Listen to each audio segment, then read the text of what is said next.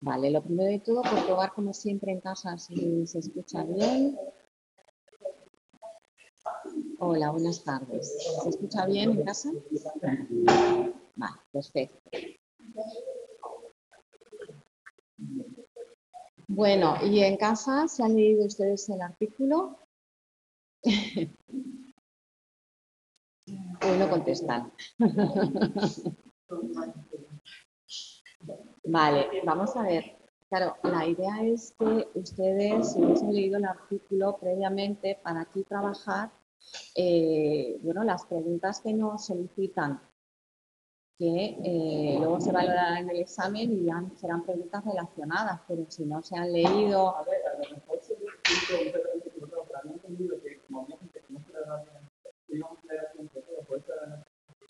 No, era aquí, pero Yo en ningún momento he dicho nada de traducir. Dije que lo íbamos a trabajar aquí, íbamos a hacer aquí la actividad formativa complementaria, que no hay que hacerla con otras asignaturas, que hay que enviarlas, pero claro, tenían ustedes que habérselo leído. es que te creímos que era aquí.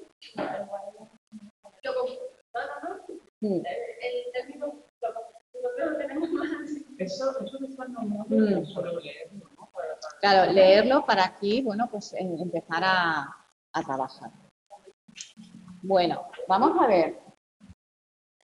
Aquí no nos vamos a leer todo el artículo porque creo que son 7 páginas, y vamos a hacer también hoy la práctica voluntaria, que también son una serie de páginas, ¿no?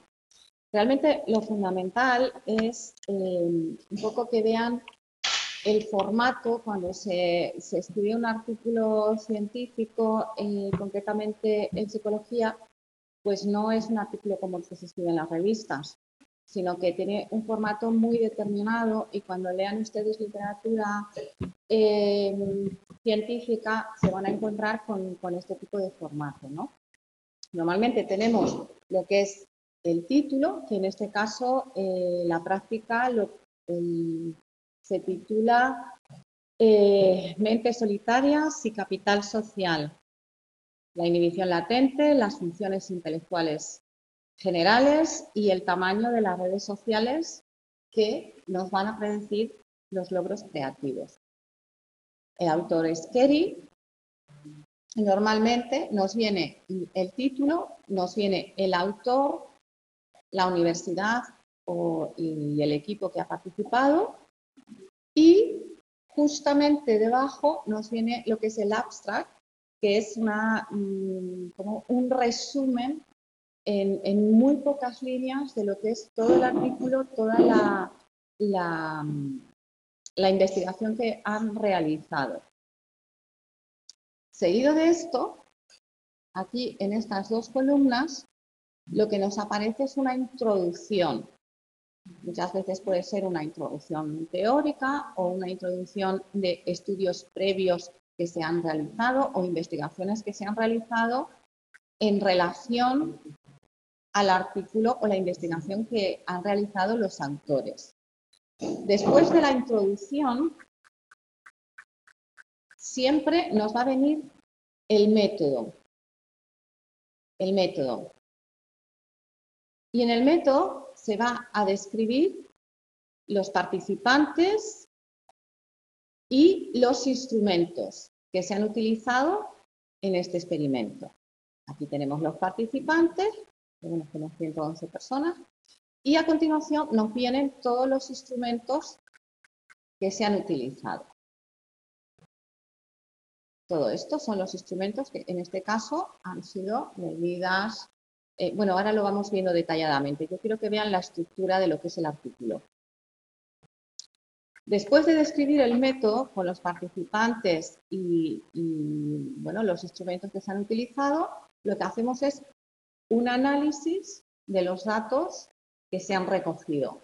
Se recogen los datos y se hace un análisis estadístico en el cual este análisis estadístico se refleja aquí en los resultados. Esto lo vamos a pasar muy rápido porque son simplemente datos numéricos que ya ustedes lo van a dar más en la asignatura de análisis de datos y, bueno, pues en la parte de estadística, ¿no? Aquí lo que nos interesa es ver el formato, ver la idea de la investigación relacionada con la asignatura que nosotros tenemos y las conclusiones que se han llegado. Bueno, en la parte de resultados se exponen todos los resultados a nivel estadístico y finalmente está el apartado discusión, que en esta parte es donde se refleja o se interpretan estos resultados estadísticos que han aparecido y se llega a las conclusiones, donde sí se verifica la hipótesis que salía de partida o no, se escribiría en este apartado. Y finalmente serían las referencias o la bibliografía que se ha utilizado para la investigación. Yo sé que esto nos lo van a dar más en otra asignatura, pero bueno, ya les adelanto para que ustedes se vayan familiarizando. Normalmente cuando se escribe este tipo de artículo hay un tipo de letra determinado, que suele ser la Times New Roman 12, un espaciado concreto, suele escribirse a 2 columnas, pero la bibliografía igual tiene una forma muy determinada de nombrarlo, que es diferente cuando a lo mejor en los artículos de medicina, ¿no? Que hay uno, aquí se van ordenando de manera alfabética por el apellido, el nombre, los colaboradores, ¿vale? Y cuando ustedes empiecen a leer literatura científica, van a encontrarse siempre este tipo de formato, para que lo vean. Bien. Yéndonos al meollo de la cuestión, el artículo lo que trata de ver es un poco que el éxito de los logros creativos o la creatividad está influida por factores individuales y por factores sociales. En concreto, el objetivo de esta investigación ha sido buscar la relación que hay entre estos factores individuales y los factores sociales. En el caso de, y ustedes dirán, ¿y qué factores individuales se han valorado? Pues se ha valorado, por un lado, la función intelectual en general, las funciones generales a nivel intelectual, a través del CI. Se ha valorado la inhibición latente, se ha valorado rasgos de personalidad un poco atípicos y se ha valorado la red social, tanto a nivel primario, que sería la red primaria, que sería familia cercana, y la red secundaria, la red social secundaria, que estaríamos ya hablando de amigos y gente más externa. ¿Cuál ha sido el resultado a la que llegaron este investigador? Pues que el estudio reveló que determinados rasgos de personalidad predecían de forma significativa los logros creativos en la vida real. A priori. Ahora bien, cuando se introduce la inhibición latente, esta relación no retuvo tanta importancia, sino que de alguna manera la inhibición latente funcionó como moduladora entre estas variables.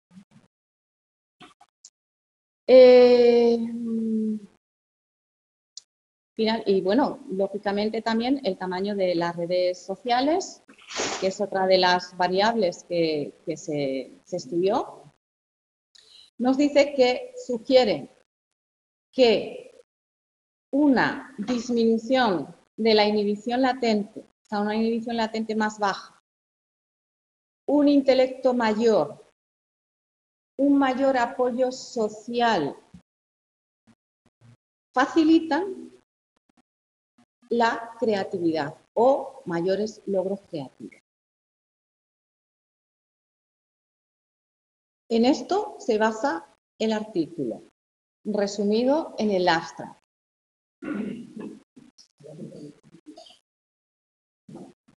¿Vale? Entonces, la introducción, bueno, pues se inicia con dos preguntas, ¿no? ¿Cuáles son los factores predictivos de la creatividad? Otra pregunta que se hace el investigador es, ¿puede la creatividad ser conceptualizada como un rasgo individual de las mentes solitarias? Fíjese que se titula Mentes Solitarias. De las mentes solitarias, inteligentes e inusuales, o está estrechamente relacionado con las redes sociales. Estas son las preguntas de las que parte el investigador. Aquí las tenemos. Pues empieza el artículo con estas preguntas. Aquí las tenemos. ¿Las veis? ¿Sí? Bien. Bueno, pues nos hace inicialmente una intro. ¿Sí? Dime. Sí. Cada año hay un artículo es que no sé cuántos son. Eso lo pone en la guía. En la guía te dice cuáles son las prácticas, y yo las he repetido aquí. Las prácticas, las actividades formativas obligatorias eran el vídeo, que ya lo hemos visto, y el artículo de Kerry. Y luego está la actividad formativa voluntaria, que es eso. Lo que pasa es que cada año cambian. Todos los años hay un artículo, hay un vídeo, y cada año cambia. Pero a ti te preguntan por la que te corresponde este año, que es esta. Entonces, olvídate. De todas maneras, si ya que tú has estado investigando con los otros artículos que se han hecho otros años, habrás comprobado que todos llevan el mismo formato que como he empezado yo la clase. Pues eso hay que leerse la guía, porque si te miras otro artículo, pues en el examen pues te puedes llevar el batacazo. Hay que leerse bien la guía, porque lo pone claro. El artículo, además en la página de aprendizaje, lo tienes puesto. El artículo, el vídeo, todo. Por tanto, ¿sí? En el examen, vale. Evidentemente, evidentemente. Pero no me voy a parar en esto ahora, porque esto es algo que ustedes tenían que haber visto el primer día de clase. Haberse leído la guía, ver cuáles temas corresponden y cuáles son lo que entran las prácticas en el examen. ¿Vale? Bien.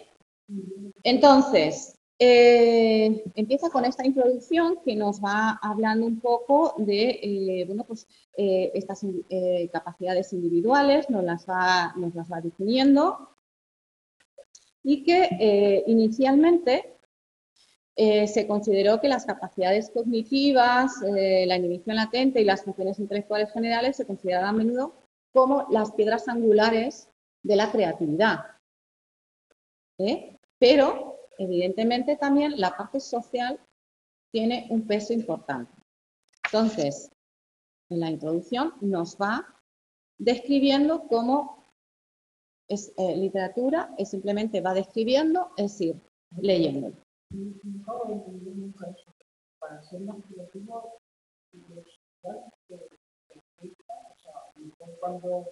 cuanto más tiempo más eres, más creativo eres. Por ahí va algo. Pero eso no es yo, ¿no? Porque no. Ahora lo vamos a ver. No, tenía que haberlo leído y entonces verían por dónde va el artículo. Y aquí nos vamos por la parte más concreta de lo que es la investigación. Entonces, ¿qué utilizaron en la investigación? En la investigación utilizaron 111 sujetos. 111 sujetos, o personas, mejor dicho, de origen europeo, concretamente húngaro centro-oriental, Aquí lo tenemos.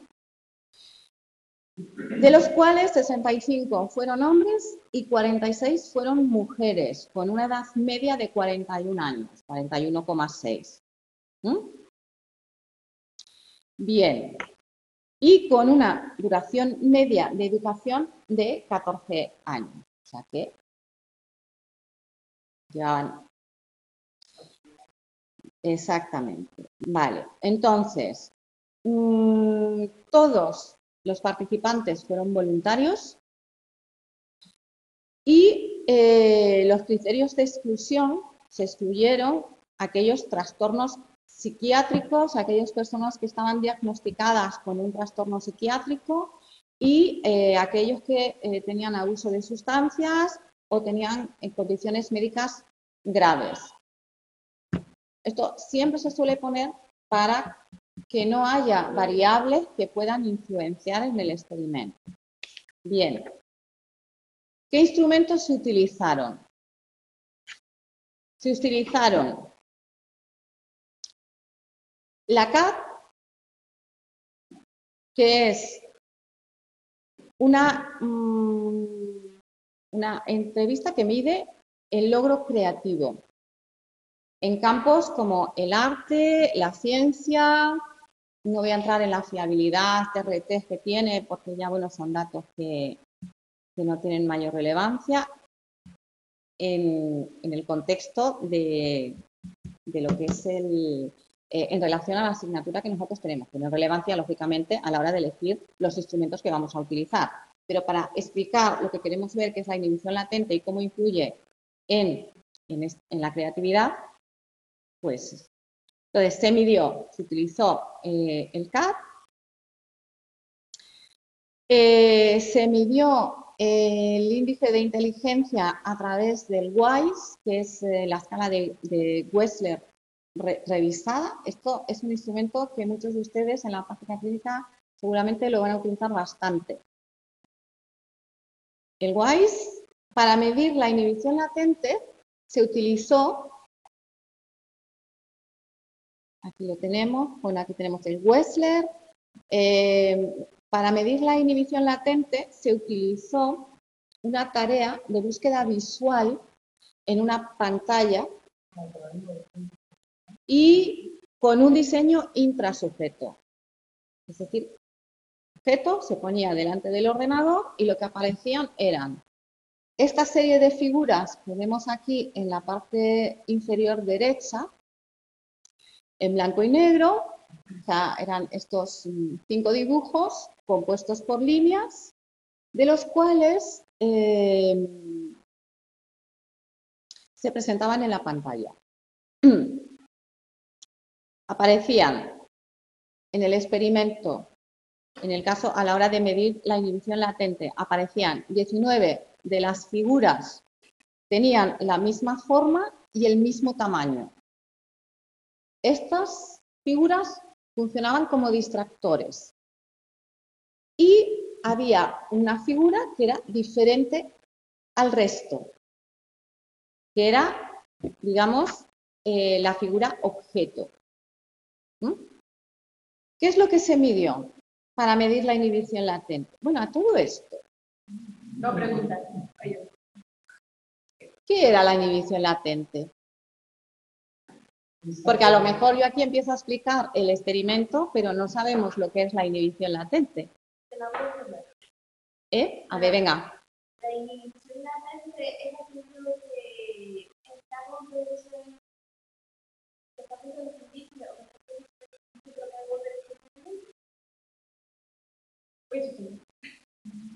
Vale, en casa también podéis escribir qué es inhibición latente.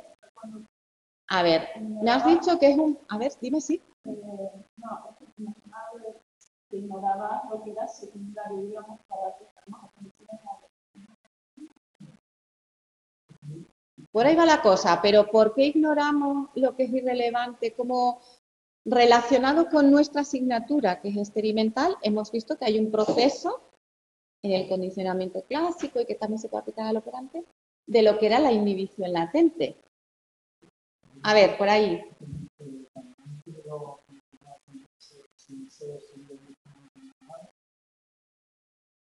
¿Sí?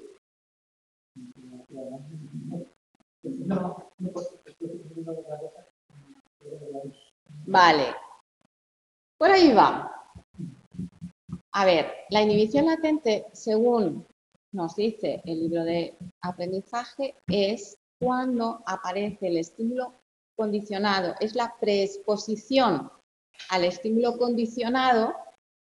Si el estímulo está apareciendo sin que aparezca una consecuencia relevante o le siga un estímulo relevante, ¿qué pasa si yo luego quiero condicionar ese estímulo o quiero asociarlo a otro?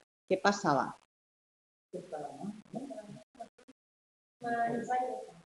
Cuesta más. ¿Por qué? Y va en relación a lo que tú has dicho. ¿Te has dicho por qué?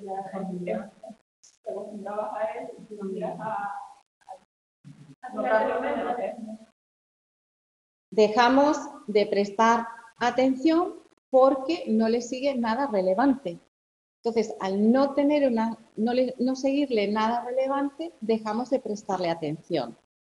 Y al prestarle atención, luego, como se ha asociado ese estímulo a que no sigue nada relevante, a la hora luego de volverlo a condicionar o volver a intentar asociarlo con algo, nos va a costar mucho más. Porque la inhibición latente es dejar de prestar atención a estímulos que no son relevantes, ¿no? Y en la vida diaria, muchas veces nosotros dejamos de prestar a estímulos a los que estamos sobreexpuestos o nos hemos, no es bien habituado, pero un poco para hacer el símil, digamos que nos hemos habituado, no son relevantes si no les prestamos atención, ¿no? ¿Qué pasa? Que, claro, una baja inhibición latente sería, ¿qué sería una baja inhibición latente? Una alta inhibición latente y una baja inhibición latente.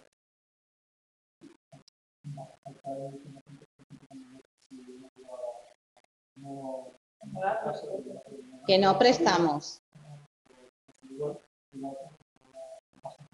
Muy poco, o sea, de alguna manera, cuando tenemos una alta inhibición latente, prácticamente no prestamos atención a estos estímulos relevantes, ¿no?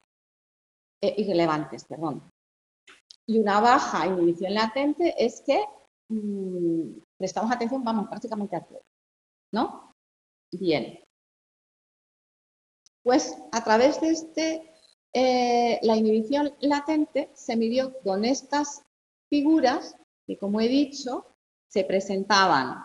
19 de las figuras tenían la misma forma, que serían distractores o irrelevantes, y una sería la figura, digamos, objeto, ¿no? Que era diferente al resto. ¿Qué es lo que hicieron? En estas, iban apareciendo concretamente en 96 posiciones diferentes en el espacio de la pantalla, ¿no? En la mitad de los ensayos, lo que hacía es que el objeto aparecía, o sea, el objeto era la figura que era distinta, aparecía en el lado izquierdo de la pantalla y en la otra mitad aparecía en el lado derecho. Bien, ¿cómo se midió? Se midió, los participantes tenían que pulsar una tecla con una flecha a la izquierda, cuando aparecía a la izquierda, y una tecla con la flecha hacia la derecha cuando aparecía en la derecha. Bien. ¿Qué es lo que hicieron? Bueno, entre pantalla y pantalla había como 1,5 segundos. ¿Perdón?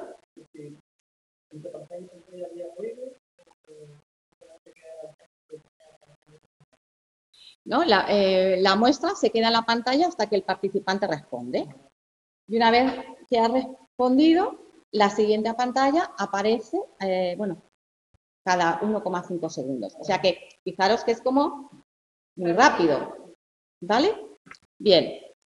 se hace inicialmente un bloque de práctica para que se vayan familiarizando con tocar a la derecha, tocar a la izquierda. Bien, una vez que se hace los ensayos un poquito de práctica, se hace una fase de preexposición. Esta fase consistió en 96 ensayos, en los cuales la figura objeto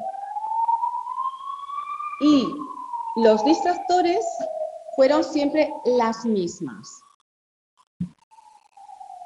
¿Vale? En la fase de prueba, lo que se hace es que los participantes, estoy leyendo aquí porque me viene mejor, fueron informados de que la tarea iba a ser la misma. O sea, que iban a hacer, en la fase de prueba, iban a hacer lo mismo que en la fase de preexposición. Pero en esta fase, las figuras objeto y los distractores variaban de un ensayo a otro. ¿Vale? Y en esta fase de prueba, lo que nos encontramos, vamos a ver si lo ven aquí, aparece aquí. LI, aquí, fase de prueba, pues es que está tan chiquitito. Bueno, aquí aparecen los 96 ensayos y lo que hicieron fue 4 tipos de ensayos diferentes. Un ensayo, la figura objeto y los distractores fueron los mismos que en la fase de la preexposición. O sea, fue exactamente igual. En la fase 2, la figura objeto y los distractores eran nuevos. En el ensayo 3, o C, que pone ahí, el objeto, o sea, la figura objeto y los distractores fueron los mismos, pero se invirtieron. O sea, los mismos que en la fase previa, pero se invirtieron. Es decir, el objeto anterior se convirtió en distractor y los distractores se convirtieron en figuras objeto. Y el cuarto ensayo era el objeto, era nuevo y el objetivo, la figura objeto que se presentó en la fase de preexposición, aquí se convertía en distractor. ¿Vale? Con lo cual, esta sería la condición de no preexposición. Bien, los cuatro tipos de ensayos aparecieron de manera aleatoria, en orden aleatorio. ¿Y cuál fue la medida dependiente? La medida dependiente fue los valores medios de tiempo de respuesta de cada uno de los sujetos. Así es como midieron la inhibición latente. ¿Qué es lo que se esperaba? ¿Qué creen que puede esperarse? Que habrá mayor tiempo de reacción, menor tiempo de reacción en los sujetos preexpuestos, en los no preexpuestos. Como no lo han leído, ahora tienen que hacer el esfuerzo de pensar. El tiempo que tardará más, pero que fueron preexpuestos y luego tienen que hacer los targets invertidos. A ver, repite. Los que fueron preexpuestos Sí. y luego se cambian los targets por los distractores.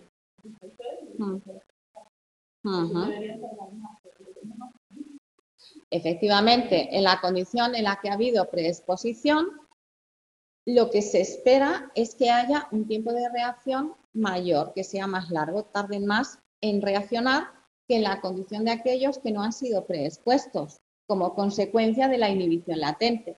Si hemos dicho que la inhibición latente, a todo aquello a lo que nos hemos expuesto, se convierte en más irrelevante la información y nos va a costar más luego responder, pues, lógicamente, el tiempo va a haber más tiempo. Así es como midieron la inhibición latente. Por otro lado, ¿cuál era otra de las variables que medían? Medían los rasgos de personalidad. Medían los rasgos de personalidad concretamente esquizotípico. Esto no significa, fijaros que no estamos hablando de trastorno mental, porque hemos dicho que se habían quitado todos los trastornos mentales. Todos tenemos rasgos. Eso no significa que seamos esquizoides ni nada de eso, pero todos tenemos en mayor o menor medida determinados rasgos de personalidad que, bueno, cuando salen extremos, evidentemente llegamos al trastorno mental, ¿no? Pero como rasgo de personalidad, no como trastorno, se midieron los rasgos de personalidad atípicos a través del inventario O-Life. El inventario O-Life nos mide 4 dimensiones de personalidad de esquizotípico, perdón. Nos mide, 1, las experiencias inusuales, o sea, todas aquellas, digamos, bueno, pues aberraciones de la percepción, pensamiento mágico, experiencias alucinatorias, mide todo esto. Nos mide la anedonia invertida, que es, bueno, la anedonia es la disminución del placer para, tanto en las relaciones sociales como... Nos mide la desorganización cognitiva, o sea, la falta de concentración. Y el último parámetro, la última dimensión que nos mide el O-Life es la no conformidad impulsiva, es decir, aquellos rasgos relacionados con la impulsividad, la agresividad, la falta de control de los impulsos. Por tanto, hemos visto el CI lo medimos a través del WISE, la inhibición latente a través de la tarea en el ordenador, la personalidad, los rasgos de personalidad a través del O-Life y las redes sociales o las conexiones sociales se van a medir, como hemos dicho que íbamos a medir la relación, la red social primaria y secundaria, la primaria se midió a través de una entrevista semiestructurada del grupo primario, familiares, amigos, y luego la red secundaria, que es la red más amplia, se midió a través de el número de tarjetas de Navidad enviadas. Es una forma de ver tu red social extensa. Dijeron, bueno, pues ¿cómo lo podemos? Pues dijeron, bueno, pues a través del envío de, por ejemplo, tarjetas de Navidad. ¿Vale? Pero claro, pensad que es un experimento. En el experimento dices, a ver, venga, te paso esto y otra cuestión es, tú tienes que enviar postales de Navidad a toda tu red extensa de amigos. O sea, es una condición del experimento. Así es como se midieron las variables. Luego, se realiza este análisis de datos. Fijaros, ¿qué es lo que vamos a ver? Los valores de tiempo de reacción, vamos a ver a través de un análisis, en concreto análisis de regresión múltiple, toda la correlación de todas estas variables, que es lo que vemos aquí en la siguiente página. Si quiere pasar. No, es la anterior. Aquí. Todos estos datos, las tablas, las significaciones estadísticas, todo esto son datos meramente estadísticos que además, esto normalmente suele hacerlo un paquete estadístico, el SPSS, que se meten los datos y ya te sale todo. Bien, vámonos a la conclusión, la discusión. ¿A qué se llegó? Bien, pues a lo que se llegó es que había correlaciones en un primer análisis de la regresión, entre la regresión múltiple, se vio que había una relación entre los rasgos de personalidad y los logros creativos. Es decir, aquella personalidad con este tipo de rasgos atípicos correlacionaba con una mayor creatividad. En un segundo análisis se añadió la inhibición latente y no tuvo un valor significativo la experiencia inusual, mientras que sí que había un efecto de la inhibición latente. Y finalmente se probaron que la posibilidad de que la inhibición latente fuera un mediador entre las puntuaciones de los rasgos de personalidad y la creatividad o los logros creativos. Se hizo un tercer análisis con la variable CI, coeficiente intelectual, y su efecto también fue significativo. La inhibición latente también tuvo un valor significativo al correlacionarlo con el CI. También se probó un efecto de las redes sociales, del tamaño de las redes sociales, que también influenciaba en la creatividad.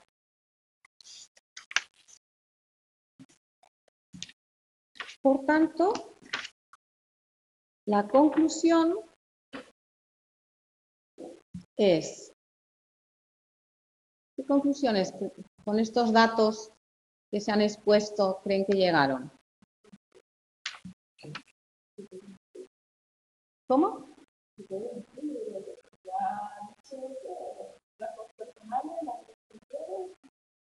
Vale. Si vemos aquí, ellos vieron que el tamaño de la red social primaria, que lo tenemos aquí en esta figura, que aparecen las dos columnas, en la figura 2, que, no, perdón, esto es la inhibición, la fase de preexposición y no preexposición. Bueno, vieron que el tamaño de la red social primaria había una asociación bastante potente o robusta junto con el logro creativo en la vida real. Y fue el factor más fuerte para predecir el éxito. Es decir, un mayor apoyo social va a facilitar el surgimiento de logros creativos exitosos. ¿Por qué? Porque van a tener más recursos. Al haber una red más amplia, hay más recursos a la hora de tener ideas creativas. Y también, por tanto, la creatividad es un fenómeno social. Pero además, también llegaron a la conclusión, lógicamente un mayor CI y unas determinadas variables de personalidad también van a influir, pero sobre todo la parte social era bastante importante. Y luego, desde un punto de vista evolutivo, Miller sugirió que la creatividad artística funciona para atraer parejas. Aquí esto ya les pone las orejas más... Vale. Porque las personas con experiencias inusuales más intensas, ¿quién va a tener experiencias inusuales más intensas? Los que tienen determinados rasgos de personalidad que van en la línea de los que hemos evaluado. Más extroversión, más impulsividad, ¿verdad? Bien, pues las personas con experiencias inusuales más intensas tuvieron una actividad artística más intensa. Y esto podría aumentar el éxito del apareamiento, según este autor. ¿Vale? Entonces, fíjense cómo... Ahora, también se investigaron las diferencias individuales relacionadas con la creatividad y se replicó el papel de la inhibición latente y un mayor coeficiente intelectual en la población húngara.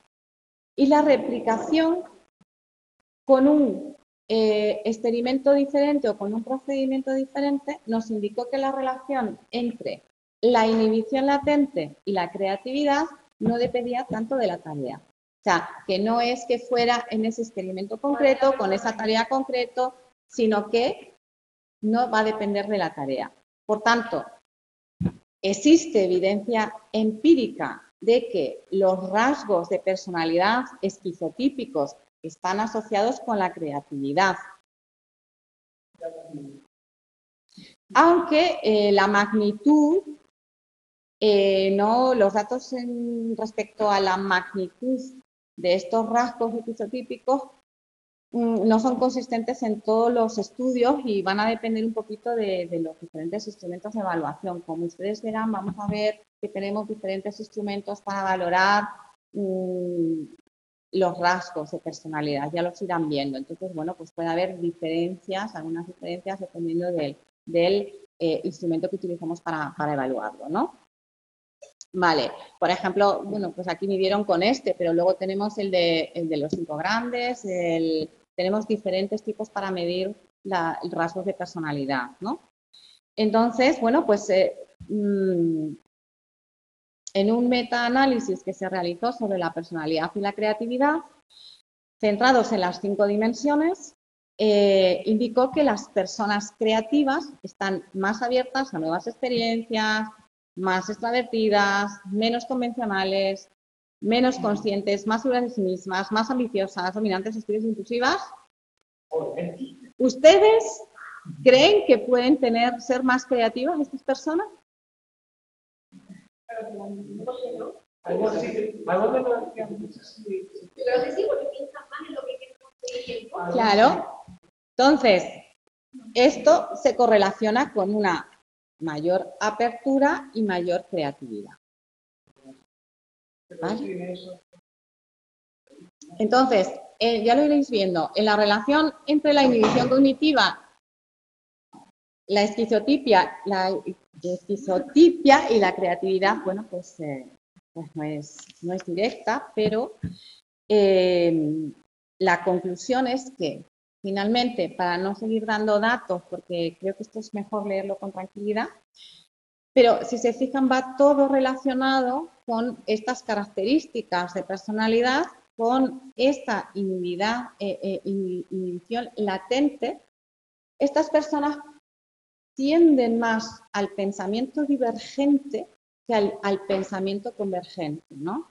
El pensamiento convergente es aquel pensamiento que es más concreto, que evitamos, vamos a decir, este ruido o estas datos o informaciones que son irrelevantes. En cambio, el pensamiento divergente es aquel en el cual uno está más atento o capta hasta las pequeñas cosas que incluso son estímulos irrelevantes, ¿no? Entonces, la conclusión es que la inhibición latente, el coeficiente intelectual, el tamaño del grupo primario, o sea, la red social primaria, son los mejores predictores de los logros creativos. Fíjense cómo algo que aquí estábamos viendo a nivel experimental, todos los experimentos, o sea, los procedimientos de lo que era el ensombrecimiento, lo que es la inhibición latente, cómo podemos aplicarlo a algo tan diferente de lo que hemos estado viendo con experimentos con ratas, estímulo condicionado, estímulo incondicionado. ¿Ven? Por eso yo les he dicho que esta asignatura es muy básica, es fundamentalmente experimental y por eso hay mucho experimento, pero que de estos experimentos que tenemos en esta asignatura, luego se van a aplicar en la psicología aplicada en muchas cosas, tanto a nivel, por ejemplo, han aplicado la inhibición latente como una variable más cara a ver los estudios sobre creatividad. Podemos utilizar también la psicología del aprendizaje en los cambios de conducta, en la modificación de conducta, ¿vale? Por eso yo creo que les ponen la lectura de estos artículos para que ustedes ya vayan un poco saliendo tanto de aquí y ir poniendo un poquito la práctica. En el examen les van a hacer preguntas. ¿Cuáles son las preguntas que nos piden en esta práctica? Las preguntas son, vámonos aquí al archivo, aquí las tenemos. Vale. Nos dice, ¿cómo define el autor del artículo la inhibición latente y cuál es su función? Y luego nos dice, ¿qué implica tener una inhibición latente reducida? Bueno, esta ya casi la hemos contestado, que la pregunté yo antes, ¿no? Pero, ¿cómo define el autor? En el libro tenemos la definición de inhibición latente desde el punto de vista más experimental, explicado a través del condicionamiento LC, LI, lo que hemos hablado inicialmente. Pero si ustedes leen el artículo, define la inhibición latente como una habilidad especial del sistema nervioso para sintonizar información que previamente se experimentó como irrelevante. Es decir, el LC, que se expuso, no venía ninguna consecuencia relevante, es lo mismo, pero dicho de otras palabras. Cumple una función importante dirigiendo el foco de atención lejos de los detalles irrelevantes. Es decir, aquí decíamos, no se le presta atención. Y facilitando así el pensamiento convergente y la conducta dirigida a una meta. Bien, ¿qué implica tener una inhibición latente reducida?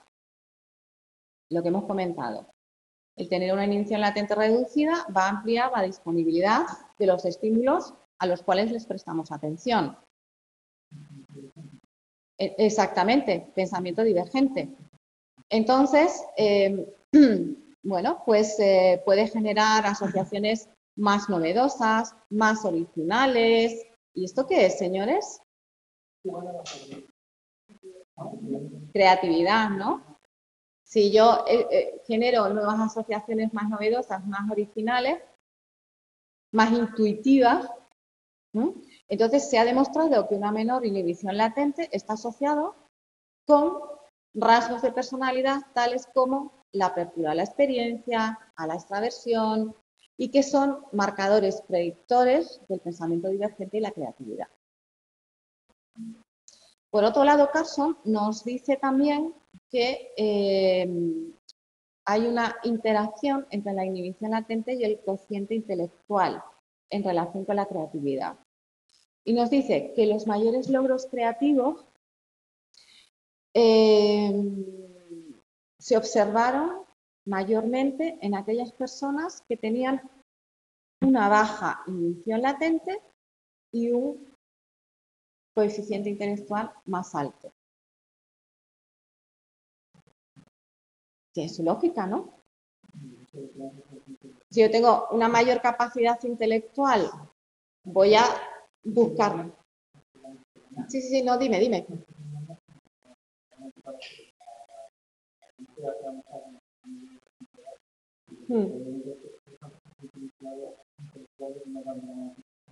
No. Sí, por eso nos dice que demostró una curiosa interacción entre el cociente intelectual alto, ¿vale? Tienes una capacidad más, normalmente se tiende al pensamiento convergente, pero claro, si yo tengo una baja inhibición latente que tiende ¿vale? Entonces nos dice que se demostró una interacción entre la inhibición latente y el cociente intelectual, con lo cual se observaron que las personas que tenían una baja inhibición latente, que tienden al pensamiento divergente, con un alto CI para poder pues, hilar todos estos estímulos, pues lógicamente hay una mayor creatividad. Vale, la segunda pregunta que nos hacen en la práctica. ¿Qué razón alegan los autores para llevar a cabo este experimento? Lo dije al principio y ya, después de haberlo leído, creo que lo pueden imaginar. Bueno, realmente lo que nos dice es que no había ningún estudio publicado que hubiera investigado el rendimiento creativo en la vida real, la inhibición latente y la capacidad cognitiva, ¿no? el CI, los rasgos esquizotípicos y las redes sociales. Entonces, como no había ningún estudio en población general y llevado a la vida real, estos autores decidieron estudiarlo. Bien, la tercera pregunta que nos hacen es, ¿qué instrumentos utilizaron? No los voy a repetir porque lo hemos dicho, los he ido describiendo a medida que hemos ido en el artículo, ¿no? Hemos dicho, la medida del logro se utilizó el cuestionario CAP, la medida del cociente intelectual, el WISE, la medida de los rasgos de personalidad, el inventario OLIVE. Aquí lo pueden ir leyendo, esto yo se lo cuelgo para que... Pero es básicamente lo que les he ido describiendo, las diferentes variables. Y la medida de las conexiones sociales, lo que hablamos, la entrevista semiestructurada, que era el IMSR, y lo de el correo de las tarjetas de Navidad. Y luego la tarea de inhibición latente, la tarea de búsqueda visual a través de la pantalla del ordenador.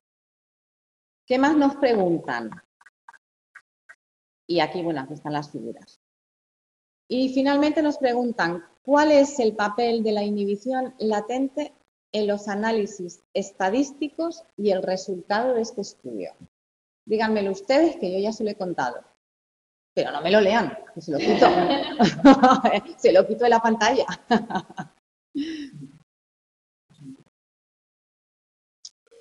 Bueno, lo que hemos hablado, aquí lo tienen. No les voy a hacer de rogar para poder hablar. Nada, pues eso, pues que la inhibición latente fue utilizada como una variable mediadora potencial entre los datos del logro creativo y las variables de personalidad, que quedó probada formalmente la posibilidad de que la inhibición latente sea un mediador y, bueno,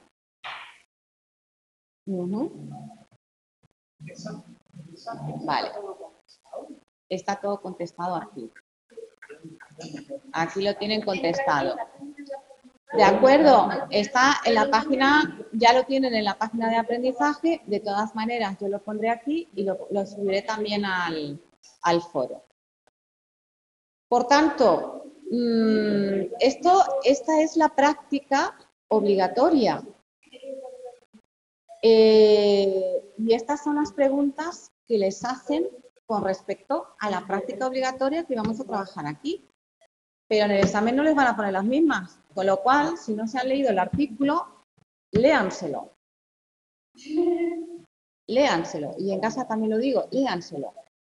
Pero ya van viendo ustedes cómo es el formato, cómo las variables que se estudiaron, tienen la idea general, ven las preguntas que les han hecho y, bueno, pues por dónde pueden ir los tiros cara al examen. Claro, piensen que en el examen es tipo test, con lo cual tienen que tener claro las cosas. O sea, tienen que tener claro, por ejemplo, cuáles son las variables que se midieron, cuál fue el resultado. Yo qué sé, pues cuántos sujetos, pues fueron 111 sujetos equilibrados, hombres, mujeres, ¿vale? Para que ustedes vayan viendo. Y la práctica, bueno, alguna pregunta, en casa no, aquí hemos hecho preguntas, no sé si en casa tienen alguna pregunta. Vale. La práctica voluntaria, esta es voluntaria, son, como hemos dicho, 3 preguntas añadidas que no restan, yo les sugiero que la hagan, y es un artículo. En este caso, de lo que se habla, igual, lo mismo, tenemos la misma estructura, y les voy a leer únicamente lo que es el resumen. Ya luego ustedes van viendo los sujetos, se utilizaron los sujetos, la caja. Aquí lo que se va a ver es, recuerdan que cuando se producía habíamos condicionado una conducta y luego la llevábamos a extinción, ¿qué fenómenos podían pasar? Que Sí, no me acuerdo. Del nombre, porque le digo mucho que ya. Que podía volver a reaparecer esa conducta, ¿no? Bien, pues el artículo nos habla sobre esto. ¿Qué es lo que van a hacer? Enseñan a unas ratas a emitir una conducta, apretar una palanca, y reciben un reforzador, normalmente comida. ¿Qué es lo que hacen después? Llevan a extinción esta conducta que se les ha enseñado. ¿Cómo extinguen esta conducta? Realizan un procedimiento de extinción y un procedimiento de omisión, con lo cual extinguen. Dividen en dos grupos. Enseñan la conducta en un contexto. La eliminan en otro contexto diferente. Y luego presentan la fase de prueba en otro contexto. Realmente tenemos tres tipos de renovación. A ver si puedo aquí ampliarlo para que lo vean. A ver. ¿Dónde está? A ver, está bueno, sería la renovación ABA, la renovación AAB y la renovación ABC. ¿Qué significa ABA, AAB y ABC? La primera letra nos dice, en el contexto A se crea la conducta. Por ejemplo, el ABA en el contexto B se elimina y se pone la fase de prueba en el contexto inicial. ¿Vale? En el caso AAB, creamos la conducta y la eliminamos en el segundo contexto y pasamos la prueba en el contexto distinto, que sería el B. Y el ABC son los tres contextos distintos. Instauro la conducta en el contexto A, la elimino en el contexto B y paso la prueba en el contexto C. Bien, ¿a qué resultados? Bueno, aquí tienen los... No vamos a ir al método porque ya he hecho el otro de prueba. Ya aquí en el método pues van a salir los sujetos que fueron ratas, los instrumentos, pues la cámara donde se realizó es lectura. ¿De acuerdo? Los resultados, lo mismo, cómo se adquirió.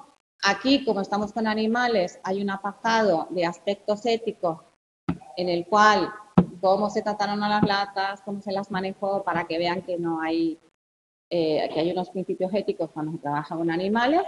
Lo mismo, los resultados y la conclusión o discusión, mejor dicho. Bien.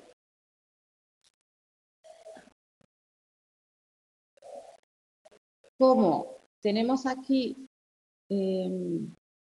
las conclusiones a las que se llega es que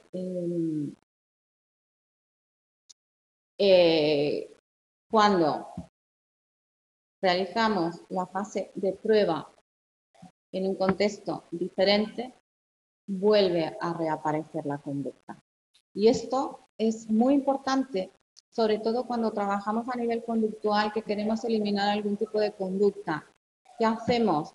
Se aprende la conducta en el contexto, por ejemplo, en casa. La eliminamos en el contexto de la consulta, cuando vuelve a casa o cuando vuelve a otro lugar, o por ejemplo, lo que hablábamos del tema de las recaídas de las personas que consumen sustancias. ¿Qué es lo que pasa? Yo que he trabajado en contextos muy determinados con personas con adicciones, claro, adquieren la adicción en el contexto X.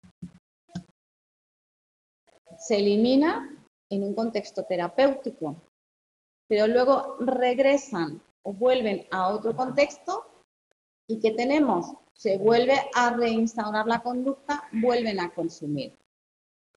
Con el añadido en el consumo de sustancias, de lo que hablábamos, que el efecto homeostasis, ¿recuerdan todo esto? Al volver a consumir la misma cantidad de sustancia o droga, crea un efecto mucho mayor y puede llegar a la sobredosis. ¿Vale? Bueno, Aquí les tengo las preguntas de la actividad formativa voluntaria, que nos preguntan en qué consiste el procedimiento. Ya le he explicado un poquito. Expliqué los procedimientos que se aplicaron. Aquí es ver las ratas, la caja que se utilizó. Está en español, no creo que tengan ningún tipo de problema. Y luego, finalmente, nos pregunta cuál es el objetivo del experimento y el diseño que se utilizó, que lo tienen aquí. ¿De acuerdo? ¿Alguna duda? ¿Ninguna? ¿En casa? Bien, pues yo esto lo subiré a la página, aquí, lo pueden encontrar aquí en la plataforma.